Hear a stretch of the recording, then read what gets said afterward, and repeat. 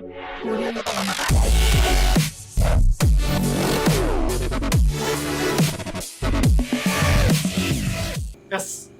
അപ്പോൾ നമ്മൾ കഴിഞ്ഞ ക്ലാസ്സിൽ പഠിച്ചു നിർത്തിയത് ചൈനീസ് റവല്യൂഷനെ കുറിച്ച്, അതിന്റെ തുടക്കത്തെക്കുറിച്ചാണ്. ചൈനീസ് റവല്യൂഷന്റെ തുടക്കത്തിൽ നിങ്ങൾ പഠിച്ചത് ആദ്യം ചൈനയിലുണ്ടായിരുന്ന മഞ്ചു രാജവംശത്തെ തകർത്ത് അവിടെ ഒരു റിപ്പബ്ലിക്കൻ ഗവൺമെന്റ് വരുന്നു. ആ റിപ്പബ്ലിക്കൻ ഗവൺമെന്റിന്റെ ലീഡർഷിപ്പ് ആരുടെ കയ്യിലായിരിക്കുന്നു? സന്യാസന്റെ കയ്യിലായി. എന്നാൽ സന്യാസന്റെ കയ്യിൽ നിന്നും സന്യാസൻ ഭരിച്ചുകൊണ്ടിരിക്കുന്ന ഘട്ടത്തിൽ അവിടെ the Chinese Communist Party was formed in China. ചൈനയിൽ ചൈനീസ് കമ്മ്യൂണിസ്റ്റ് പാർട്ടി രൂപം കൊള്ളും. ചൈന എല്ലാ ഘട്ടങ്ങളിലും റഷ്യയുടെ അസിസ്റ്റൻസ് നേടിയിരുന്നു, റഷ്യയുടെ പിന്തുണ നേടിയിരുന്നു.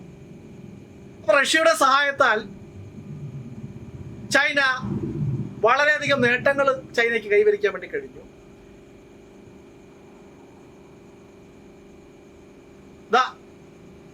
Dr. Sun Yat-sen decided to nullify the unjust treaties signed with the foreign countries and wanted to maintain equality with the Western countries.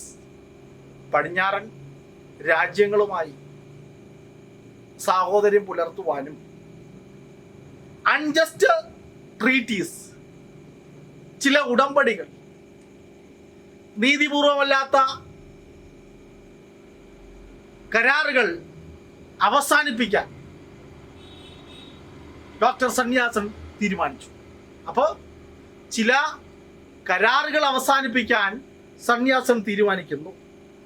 അങ്ങനെ പടിഞ്ഞാറൻ രാഷ്ട്രങ്ങളുമായി സമത്വം വേണമെന്നും, ഇക്വാലിറ്റി, പടിഞ്ഞാറൻ രാഷ്ട്രങ്ങളുമായിട്ട് ഇക്വാലിറ്റി അല്ലെങ്കിൽ സമത്വം വേണമെന്നും, അതോടൊപ്പം തന്നെ ചൈനയുമായി വിദേശികൾ ഒപ്പിട്ട അന്യായമായ കരാറുകൾ, ഉടമ്പടികൾ റദ്ദാക്കാനും തീരുമാനിച്ചു. അപ്പോൾ സന്യാസൻ ചൈനയും വിദേശ രാജ്യങ്ങളുമായിട്ട് ഒപ്പിട്ട അൺജസ്റ്റ് ട്രീറ്റീസ്, അന്യായമായ ഉടമ്പടികൾ അവസാനിപ്പിക്കാൻ തീരുമാനിച്ചു. അപ്പോൾ ചൈനയും വിദേശ രാജ്യങ്ങളുമായി ഒപ്പിട്ട അന്യായമായ ഉടമ്പടികൾ അവസാനിപ്പിക്കാൻ തീരുമാനിച്ചു. തുടർന്നോ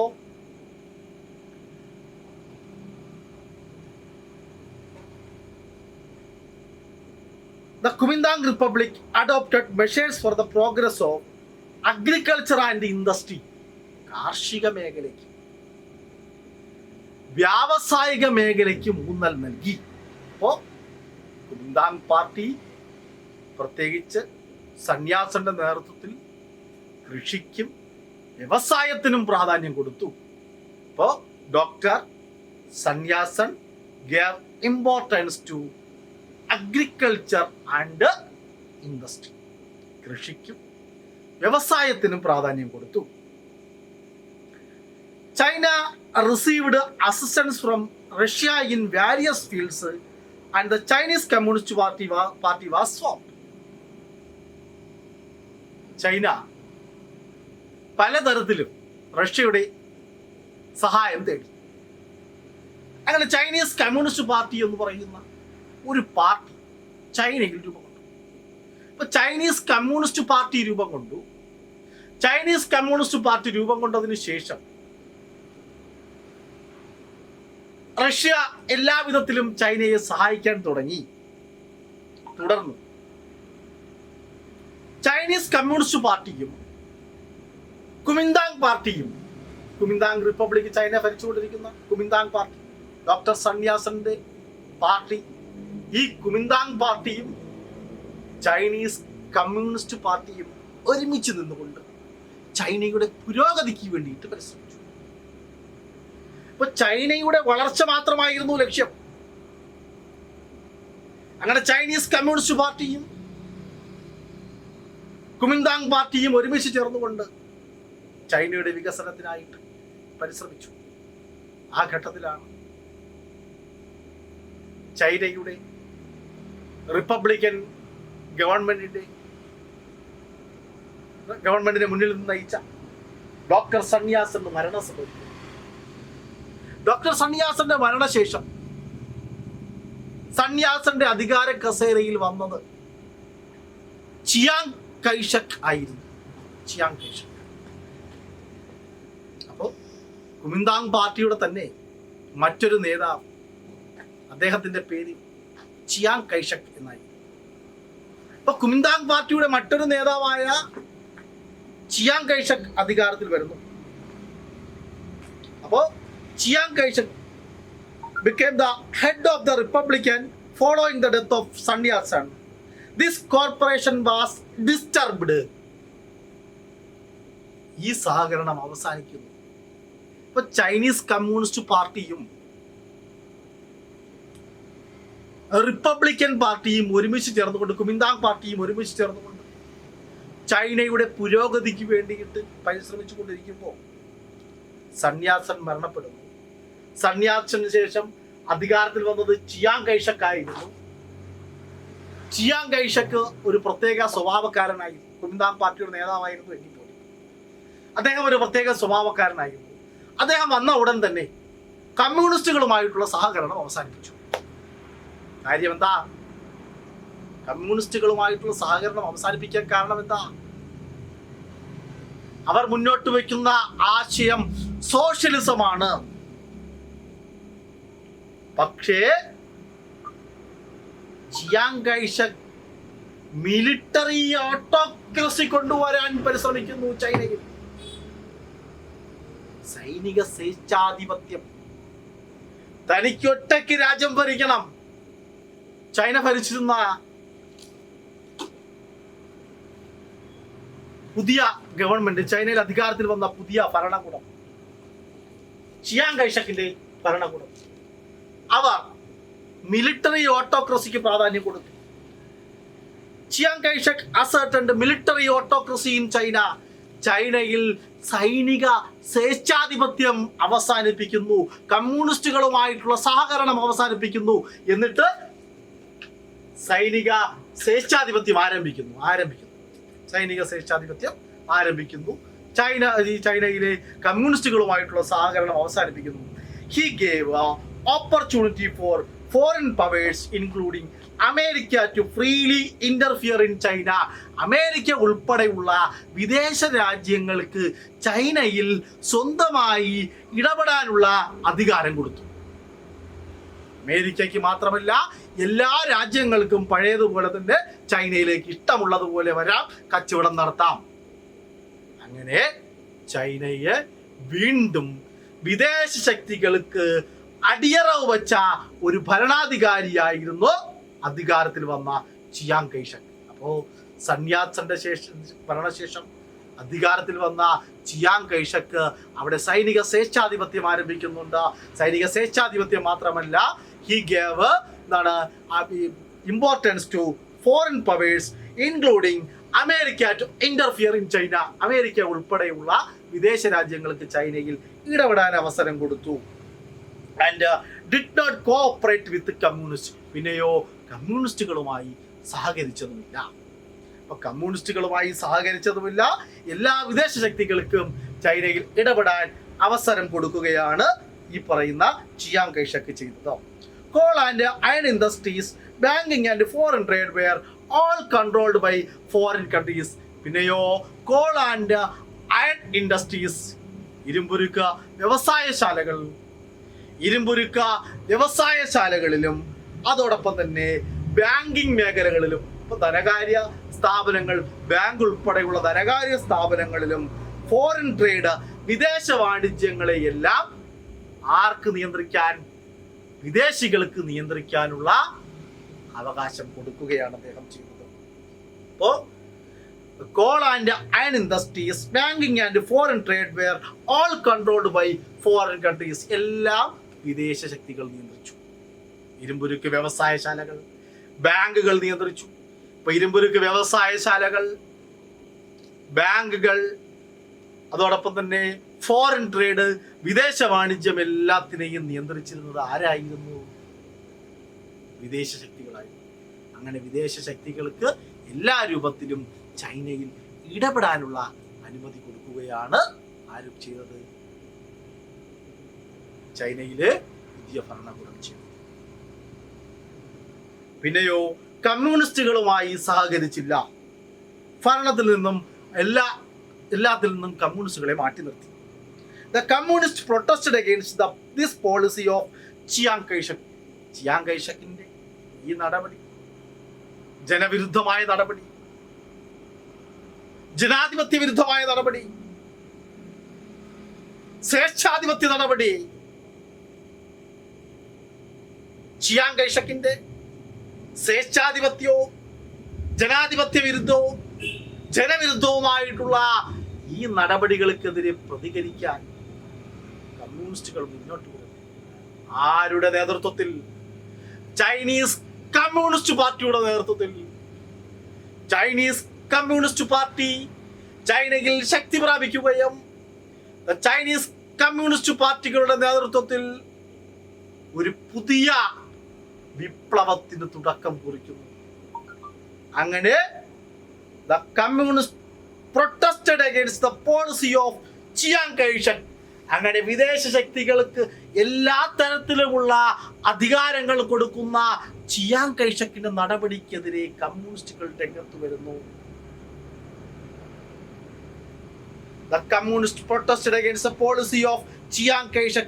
They were brutally suppressed at that time. Mao Zedong rose to the leadership of the Communist Party in 1934. അങ്ങനെ 1934 നിങ്ങൾ മാവോ എന്നൊക്കെ കേട്ടിട്ടുണ്ട്. മൗ സേതോങ് എന്ന് പറയുന്ന മാവോ ചൈനീസ് കമ്മ്യൂണിസ്റ്റ് പാർട്ടിയുടെ നേതാവായി വരുന്നു. ചൈനീസ് കമ്മ്യൂണിസ്റ്റ് പാർട്ടിയുടെ നേതാവായി വന്ന മൗ സേതോങ്ങിന്റെ നേതൃത്വത്തിൽ 1934 in 1934 under the leadership of Mao Zedong, a journey started from Qiangxi in South China. ദക്ഷിണ ചൈനയിലെ കിയാങ്ഷിയിൽ നിന്നും യാത്ര തിരിച്ചു. ആ യാത്ര എന്ന് പറയുന്നത് ചൈനയിലെ സ്വേച്ഛാധിപത്യ ഭരണം അവസാനിപ്പിക്കുന്നതിന് വേണ്ടിയിട്ടുള്ള യാത്രയായി. ആ യാത്രയുടെ പേര് ചൈനീസ് ലോങ് മാർച്ച് എന്ന് പറയുന്നു. Chinese long March. അങ്ങനെ 1934 മൗ സേതോങ്ങിന്റെ നേതൃത്വത്തിൽ ഒരു ലോങ് മാർച്ച് സംഘടിപ്പിക്കുന്നു. ദക്ഷിണ ചൈനയിലെ കിയാങ്ഷിയിൽ നിന്നും യാത്ര ആരംഭിക്കുന്നു. നോർത്ത് വെസ്റ്റേൺ ചൈനയിലെ യാനത്തിലേക്കുള്ള ഒരു യാത്ര.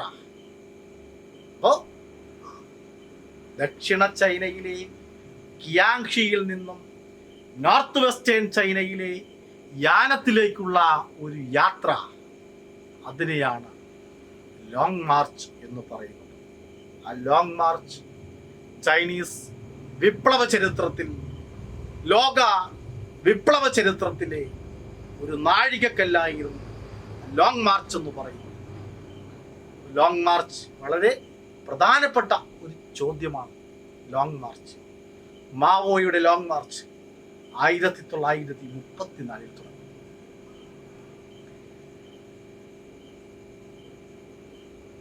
Under the leadership of Mao, a journey started from Qiangxi in South China.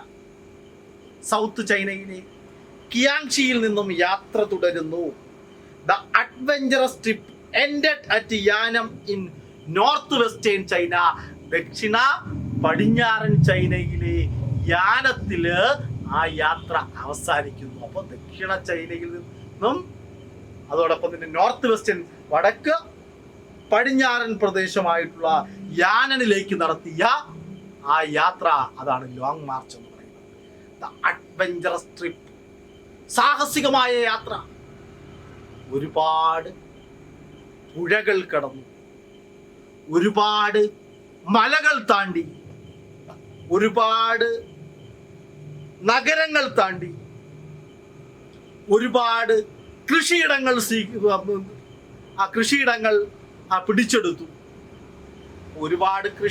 പിടിച്ചെടുത്തു.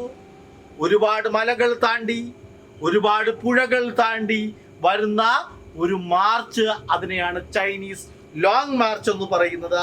അപ്പൊ ചൈനീസ് ലോങ് മാർച്ചിൽ ഉടനീളം കാണാം, through out the journey they seized out agricultural land. കൃഷിഭൂമികൾ പിടിച്ചെടുത്തു. ഈ യാത്രയിൽ അവർ വെറുതെ പോയതല്ല, ആ യാത്ര പോയപ്പോൾ കൃഷിയിടങ്ങൾ പിടിച്ചു. they seized agricultural land. കാർഷിക ഭൂമികൾ പിടിച്ചെടുത്തു. രാജ്യത്തിന്റെ യഥാർത്ഥ സമ്പത്ത് എന്ന് പറയുന്ന കർഷകരും തൊഴിലാളികളുമാണ്. രാജ്യത്തിന്റെ യഥാർത്ഥ സമ്പത്ത് എന്ന് പറയുന്നത്. അങ്ങനെ കർഷകർക്ക് വേണ്ടി കൃഷിഭൂമി പിടിച്ചെടുത്തു. The journey throughout the journey they seized out agricultural land and villages from lords. പ്രഭുക്കന്മാരുടെ കൈവശമുണ്ടായിരുന്ന വില്ലേജുകൾ പിടിച്ചെടുത്തു, ഗ്രാമങ്ങൾ പിടിച്ചെടുത്തു.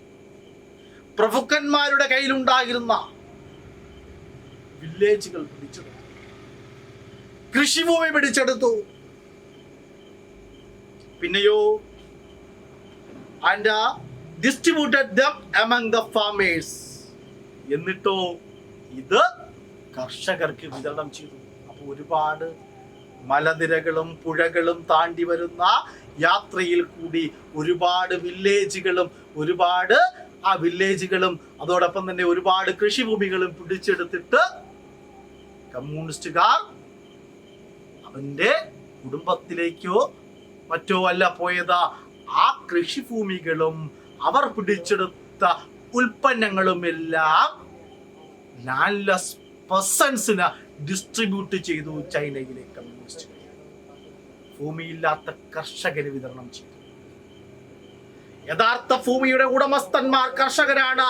അതുകൊണ്ട് ഭൂമിയുടെ ഉടമസ്ഥന്മാർ കർഷകരായതുകൊണ്ട്, അവർ പണിയെടുക്കുന്ന കൃഷിഭൂമിയുടെ ഉടമസ്ഥന്മാർ കർഷകരായതുകൊണ്ട് ഈ മുതലാളിമാരുടെ കയ്യിൽ നിന്നും, പ്രഭുക്കന്മാരുടെ കയ്യിൽ നിന്നും, അടിയാളവർഗത്തിന്റെ കയ്യിൽ നിന്നും ഭൂമി പിടിച്ചെടുത്ത് കർഷകർക്ക് വിതരണം ചെയ്യുകയാണ് കമ്മ്യൂണിസ്റ്റുകൾ ചെയ്തത്. ചൈനയിലെ മാവോയുടെ നേതൃത്വത്തിലുള്ള കമ്മ്യൂണിസ്റ്റുകൾ ചെയ്തത് ഈ യാത്രയില് they covered around 12,000 kilometers. 12,000 കിലോമീറ്ററുകൾ താണ്ടിയ യാത്രയായിരുന്നു ലോങ് മാർച്ച് എന്ന് പറയുന്നത്. 12,000 കിലോമീറ്ററുകൾ താണ്ടിയ ചൈനീസ് കമ്മ്യൂണിസ്റ്റ് പാർട്ടിയുടെ ലോങ് മാർച്ചിനെ തുടർന്ന് കൃഷിഭൂമി മുഴുവനായി പിടിച്ചെടുത്ത് അത് കർഷകർക്ക് വിതരണം ചെയ്തു. ചിയാങ് കൈഷക് ഒന്നും ചെയ്യാൻ പറ്റുന്നില്ല. ചിയാങ് കൈഷക് എന്ന് പറയുന്ന സൈനിക സ്വേച്ഛാധിപതിക്ക് ഇതിനെതിരെ ഒന്നും ചെയ്യാൻ കഴിഞ്ഞില്ല. ചിയാങ് കൈഷക്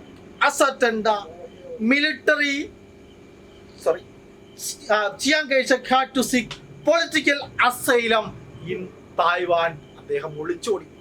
എവിടേക്ക് ഒളിച്ചോടി? ചൈനയുടെ അതിർത്തി പ്രദേശമായിട്ടുള്ള തായ്വാനിലേക്ക് രാഷ്ട്രീയ അഭയം തേടുകയാണ് ചിയാങ് കൈഷക് ചെയ്തത്. മാവോയുടെ നേതൃത്വത്തിലുള്ള ലോങ് മാർച്ച് നേരിടാൻ കഴിവില്ലാത്തതിനാൽ മാവോയുടെ നേതൃത്വത്തിലുള്ള ലോങ് മാർച്ച് വന്ന് ഋഷിഭൂമിയും അതോടൊപ്പം തന്നെ പ്രഭുക്കന്മാരുടെ അധികാരവും പിടിച്ചെടുത്തപ്പോൾ ആ രാജ്യത്ത് പിടിച്ചു നിൽക്കാൻ കഴിയാതെ വന്ന ചിയാങ് കൈഷക് രാജ്യം വിട്ടു, തായ്വാനിലേക്ക് ഒളിച്ചോടി. തായ്വാനിൽ പോയി രാഷ്ട്രീയ അഭയം നേടുകയാണ് അദ്ദേഹം ചെയ്തത്. Chiang Kai-shek political asylum in Taiwan. തായ്വാനിൽ രാഷ്ട്രീയ അഭയം തേടി. When the Red Army of Mao Zedong captured the center of Kuomintang rule. പിന്നെയോ ചൈനയുടെ റെഡ് ആർമി, ചുവപ്പ് സേന, മാവോയുടെ ചുവപ്പ് സേന, മൗസേദോങ്ങിന്റെ ചുവപ്പ് സേന ചൈനയുടെ അധികാരം പിടിച്ചെടുക്കുന്നു. The Red Army captured center of China. ചൈനയുടെ അധികാരം പിടിച്ചെടുക്കുന്നു. ചൈനയുടെ തലസ്ഥാന നഗരം വരെ പിടിച്ചെടുത്ത് അങ്ങനെ പിടിച്ചു നിൽക്കാൻ കഴിയാതെ വന്നു. ആർക്ക് പിടിച്ചു നിൽക്കാൻ കഴിയാതെ വന്നു? ചിയാങ് കൈഷക് ഒളിച്ചോടിയപ്പോൾ മാവോ സേതോങ് ഒടുവിൽ രാജ്യത്തിന്റെ അധികാരം കമ്മ്യൂണിസ്റ്റുകൾ പിടിച്ചെടുക്കുന്നു. കമ്മ്യൂണിസ്റ്റുകളുടെ കയ്യിൽ വന്നു ചേരുന്നു. രാജ്യത്തിന്റെ അധികാരം കമ്മ്യൂണിസ്റ്റുകളുടെ കയ്യിൽ വന്നു ചേരുന്നു. When the Red Army of Mao Zedong captured the center of Kuomintang rule, China became the People's Republic of China in 1st October 1949. അങ്ങനെ 1949 ആയപ്പോഴേക്കും ചൈനയിൽ പീപ്പിൾസ് റിപ്പബ്ലിക് അല്ലെങ്കിൽ ജനാധിപത്യ റിപ്പബ്ലിക് ആയിട്ട് ചൈന മാറുന്നു. അങ്ങനെ 1949 ഒക്ടോബർ മാസം 1-ാം തീയതി, ഒക്ടോബർ 1. അപ്പോൾ October 1, 1949, the People Republic under the leadership of Mao Zedong captured the power of China. ചൈനയുടെ അധികാരം. The China became the People's Republic of China. അങ്ങനെ ചൈനയുടെ അധികാരം കമ്മ്യൂണിസ്റ്റുകൾ പിടിച്ചെടുക്കുകയും കമ്മ്യൂണിസ്റ്റുകളുടെ ഭരണം തുടർന്ന് അങ്ങനെ 1949 ആയപ്പോഴേക്കും ചൈന ജനാധിപത്യ റിപ്പബ്ലിക്കായിട്ട് മാറുന്നു. ഇത്രയുമാണ് ചൈനീസ് റവല്യൂഷനുമായിട്ട് ബന്ധപ്പെട്ട് നമുക്ക് ഈ ചാപ്റ്ററിനകത്ത് പഠിക്കാനായിട്ട്. അപ്പോൾ ചൈനീസ് റവല്യൂഷൻ അല്ലേ, ഇപ്പം നമ്മൾ പഠിച്ചു. ചൈനീസ് റവല്യൂഷനകത്ത് നമ്മൾ പഠിക്കേണ്ട പ്രധാനപ്പെട്ട കാര്യങ്ങൾ: 1, opium trade; 2, open door policy, തുറന്ന വാതിൽ നയം. അതോടൊപ്പം തന്നെ പിന്നെ അത് കഴിഞ്ഞിട്ട് ആരുടെ കടന്നുവരവ്? കുമിന്താങ് പാർട്ടിയുടെ കടന്നുവരവ്, ഡോക്ടർ സന്യാസന്റെ കടന്നുവരവ്. അത് കഴിഞ്ഞിട്ട് പിന്നെന്താ? Long March. ആരുടെ ലോങ് മാർച്ച്? മാവോയുടെ ലോങ് മാർച്ചിനെ തുടർന്ന് ചൈന ജനാധിപത്യ റിപ്പബ്ലിക് ആകുന്നു. China the people republic in China 1949 October 1. 1949 October മാസം 1 ആയപ്പോഴേക്കും ചൈന ജനാധിപത്യ റിപ്പബ്ലിക് ആയിട്ട് മാറും. ഇതാണ് ചൈനീസ് റവല്യൂഷനുമായിട്ട് ബന്ധപ്പെട്ട് ഈ ചാപ്റ്ററിനകത്ത് നമുക്ക് പഠിക്കാനായിട്ടുള്ള. അപ്പോൾ ഈ ചാപ്റ്ററിനകത്ത് നമ്മൾ പഠിച്ച ഒട്ടനവധി കാര്യങ്ങൾ, ഇപ്പോൾ ഈ റവല്യൂഷൻസ് ഉണ്ട്, അതിനകത്ത് നിങ്ങൾ പഠിച്ചു. ലാസ്റ്റ് പേജൊക്കെ എടുത്ത് നോക്കിക്കഴിഞ്ഞാൽ നിങ്ങൾക്ക് അറിയാം. അതിനകത്ത് revolutions that influence the world എന്ന് പറയുന്നത് അതിനകത്ത് നിങ്ങൾക്ക് 5 റവല്യൂഷനോടെ കൊടുത്തിരിക്കുന്നു. American war of independence, French revolution. ഒരു ചാർട്ട് കൊടുത്തിരിക്കുന്നത് കണ്ടോ? ടെക്സ്റ്റിൽ നോക്കൂ. അപ്പോൾ ചാർട്ട് കൊടുത്തിട്ടുണ്ട്, വീട്ടിൽ ടെക്സ്റ്റ് നിങ്ങളുടെ കയ്യിലുണ്ട്, അതെടുത്ത് നോക്കണം. അമേരിക്കൻ വാർ ഓഫ് ഇൻഡിപെൻഡൻസ് അത് ആർക്കെതിരായിട്ട്? അഗെയിൻസ്റ്റ് ദ കൊളോണിയലിസം ഓഫ് ഇംഗ്ലണ്ടിലെ കോളനി വാഴ്ചയ്ക്കെതിരായിട്ട്. 2ാമത് പഠിച്ചത് French revolution, against the autocracy and feudal system. സ്വേച്ഛാധിപത്യത്തിനും ഫ്യൂഡൽ സമ്പ്രദായത്തിനും എതിരായിട്ട് നടന്ന ഫ്രഞ്ച് വിപ്ലവം, ഫ്രഞ്ച് റവല്യൂഷൻ. അടുത്ത 3ാമത് പഠിച്ചത് ലാറ്റിൻ അമേരിക്കൻ റവല്യൂഷൻ. ലാറ്റിൻ അമേരിക്കയിലെ, സൗത്ത് അമേരിക്കയിലെ വിപ്ലവം ആർക്കെതിരെ? Against the domination of Spain and Portugal. സ്പെയിനിന്റെയും പോർച്ചുഗലിന്റെയും ആധിപത്യം, വൈദേശിക ആധിപത്യം, സ്പെയിനിന്റെയും പോർച്ചുഗലിന്റെയും ആധിപത്യത്തിനെതിരെ നടത്തിയ ഇതാണ് വിപ്ലവമാണ്, റവല്യൂഷനാണ് ലാറ്റിൻ അമേരിക്കൻ റവല്യൂഷൻ. അടുത്ത 5ാമത് പഠിച്ചത്, 4ാമത് പഠിച്ചത് റഷ്യൻ റവല്യൂഷൻ, റഷ്യൻ വിപ്ലവം. ആർക്കെതിരെ? Against the monarchy and feudalism. അല്ലേ? മൊണാർക്കി, രാജവാഴ്ചയ്ക്കും പിന്നെയോ ആ ഫ്യൂഡലിസത്തിനും എതിരായിട്ട്. അപ്പോൾ രാജാധിപത്യ അല്ലെങ്കിൽ സ്വേച്ഛാധിപത്യ വാഴ്ചയ്ക്കും അല്ലെങ്കിൽ രാജവാഴ്ചയ്ക്കും അതോടൊപ്പം തന്നെ ഫ്യൂഡലിസത്തിനും എതിരായിട്ട് നടത്തിയ വിപ്ലവം, അതാണ് റഷ്യൻ റവല്യൂഷൻ. ഏറ്റവും അവസാനം പഠിച്ചത് ചൈനീസ് റവല്യൂഷൻ. ചൈനീസ് റവല്യൂഷൻ എന്ന് പറയുന്നത് എഗെയിൻസ്റ്റ് ദ ഫോറിൻ പവർ, വിദേശ ശക്തികൾക്കുമെതിരെ. അല്ലേ? ആദ്യഘട്ടത്തിൽ വിദേശ ശക്തികൾക്കെതിരെ. പിന്നീട് ചൈനയിൽ തന്നെ ഉണ്ടായിരുന്ന ഫ്യൂഡൽ സിസ്റ്റം, ഫ്യൂഡൽ സമ്പ്രദായത്തിനും മാഞ്ചു ഡൈനാസ്റ്റിക്കുമെതിരെ, മഞ്ചു രാജവംശത്തിനുമെതിരെ. അല്ലേ? അതാണ് നമ്മൾ ചൈനീസ് റവല്യൂഷനകത്ത് പഠിച്ചത്. അപ്പോൾ 5 റവല്യൂഷനെ കുറിച്ച് നിങ്ങൾക്ക് നന്നായിട്ട് മനസ്സിലാക്കി എന്ന് തോന്നുന്നു. അപ്പോൾ 5 റവല്യൂഷനും വളരെ വിശദമായി നിങ്ങൾ പഠിക്കേണ്ടതായിട്ടുണ്ട്.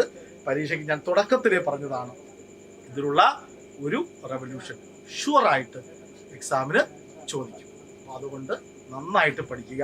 ഫസ്റ്റ് ചാപ്റ്റർ ആണ്, അതുകൊണ്ട് വളരെ നന്നായിട്ട് പഠിക്കുക. ഇത് പഠിച്ച് നിങ്ങൾക്ക് പരീക്ഷയ്ക്ക് എന്തായാലും ഉറപ്പായിട്ട് ഈ ചാപ്റ്ററിൽ നിന്ന് നിങ്ങൾക്ക് 8 മാർക്കിനെങ്കിലും ക്വസ്റ്റ്യൻ ഉണ്ടാകും എന്ന് ഉറപ്പാണ്. ഇതാണ് നമുക്ക് ഈ ചാപ്റ്ററുമായിട്ട് ബന്ധപ്പെട്ടുള്ളത്. പിന്നെ മറ്റ് അധ്യായങ്ങളെ കുറിച്ച് ഇപ്പോൾ സാധാരണയായിട്ട് ഫസ്റ്റ് ചാപ്റ്ററും സെക്കൻഡ് ചാപ്റ്ററും ഓപ്ഷണൽ ചാപ്റ്റേഴ്സ് ആയിട്ടാണ് സാധാരണ വരുന്നത്. എല്ലാ വർഷവും കഴിഞ്ഞ 4 വർഷവും ഓപ്ഷണൽ ചാപ്റ്റേഴ്സ് ആയിരുന്നു ഫസ്റ്റ് ചാപ്റ്റർ, സെക്കൻഡ് ചാപ്റ്റർ. അപ്പോൾ നിങ്ങൾക്ക് ഓൺലൈൻ ക്ലാസ് ആയതുകൊണ്ട് ഞാനൊരു നിർദ്ദേശമാണ് തരുന്നത്. നിങ്ങൾക്ക് താല്പര്യമുണ്ടെങ്കിൽ അത് സ്വീകരിക്കാം. അതിനകത്ത് ഏതെങ്കിലും ഒരു ചാപ്റ്ററിന് ഇമ്പോർട്ടൻസ് കൊടുത്ത് നിങ്ങൾ നന്നായിട്ട് പഠിക്കുക. ഈ ഫസ്റ്റ് ചാപ്റ്ററിലും സെക്കൻഡ് ചാപ്റ്ററിലും ഏതെങ്കിലും ഒരു ചാപ്റ്ററിൽ നിന്ന് ക്വസ്റ്റ്യൻ ഉണ്ടാകത്തുള്ളൂ. നിങ്ങൾക്ക് അത്രയും ഭാരപ്പുഴയെ ലഘൂകരിച്ച് പോകാൻ വേണ്ടിയിട്ട് ഏതെങ്കിലും ഒരു ചാപ്റ്റർ ഓപ്റ്റ് ചെയ്ത് പഠിക്കണം എന്നൊരു നിർദ്ദേശം തരാൻ വേണ്ടിയിട്ട്. എന്തായാലും സാധാരണയായിട്ട് പരീക്ഷയുടെ അവസാന മാസങ്ങളിൽ ഫെബ്രുവരി മാസം മാത്രമേ ഓപ്ഷണൽ ചാപ്റ്റേഴ്സിൻ്റെ ഡീറ്റെയിൽസ് തരാറുള്ളൂ. പക്ഷേ കഴിഞ്ഞ 4 വർഷമായിട്ട് ഓപ്ഷണൽ ചാപ്റ്റേഴ്സിൽ ഫസ്റ്റ് ചാപ്റ്ററും സെക്കൻഡ് ചാപ്റ്ററും ഉള്ളതുകൊണ്ട് നിങ്ങൾ തുടക്കത്തിലെ ഫസ്റ്റ് ചാപ്റ്റർ നന്നായിട്ട് പഠിച്ചു കാണും. അതുകൊണ്ട് ആ ഒരു ഫസ്റ്റ് ചാപ്റ്ററിന് ഇമ്പോർട്ടൻസ് കൊടുക്കുക.